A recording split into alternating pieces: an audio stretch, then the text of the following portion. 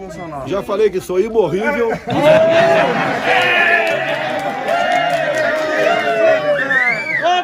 Já falei que sou imbrochável. E também sou incomível. Você é um personagem fora de casa. Porque às vezes eu até gostaria que você fosse um pouquinho assim dentro de casa. Tivesse um pouquinho mais de energia. Tivesse um pouquinho mais de energia.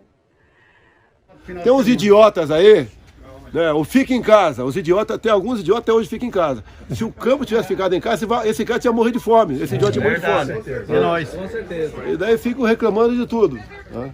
Hora de atualizar os números da pandemia aqui no Brasil.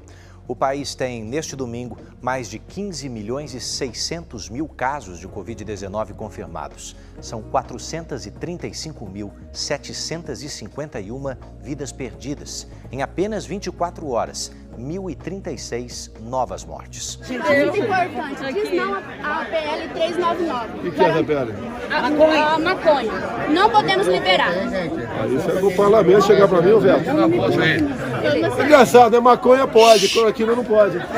Quem vê o Pedro brincando, sorridente, todo feliz, nem imagina todas as dificuldades que ele e a família passou até chegar a este momento. Desde as primeiras horas de nascido, Pedro apresentou um quadro de insuficiência respiratória, que no berçário não foi identificado, e depois do agravamento do quadro foi que se percebeu que era uma pneumonia, que não se sabe se foi congênita ou adquirida no berçário.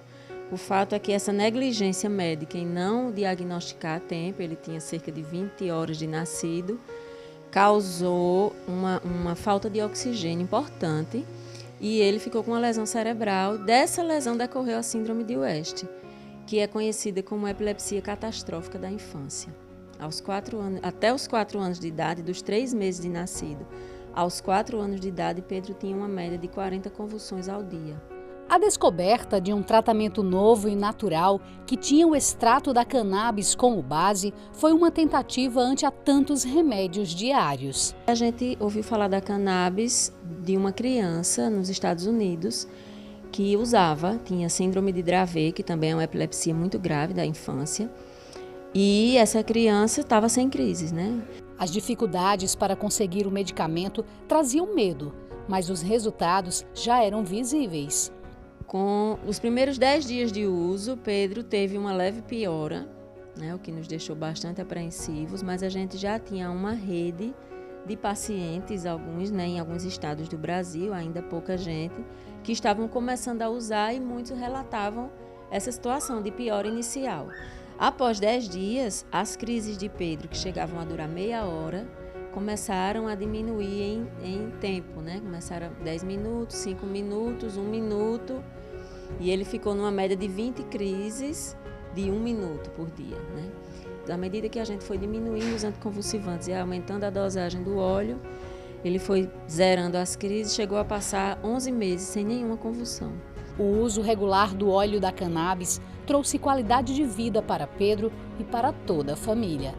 Agora, atualmente, ele não toma mais nenhum anticonvulsivante, nenhum remédio de farmácia, somente o óleo de cannabis, um de uma planta rica em canabidiol e outro de uma planta rica em THC. A gente conjuga esses 2 óleos porque, além da epilepsia, ele tem um autismo associado e os 2 óleos são bons, né, se ajudam nessa melhora.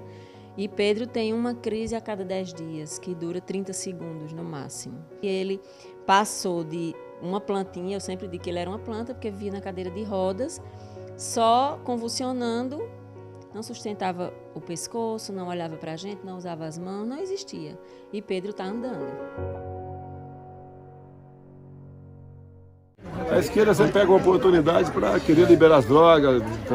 Maconha e cocaína faz bem, você não é. Você vai estar aqui. Eu vou estar no Maranhão essa semana, se não me engano. Me deu o dia que eu quero. A única coisa boa do Maranhão é o presídio de Pedrinhas.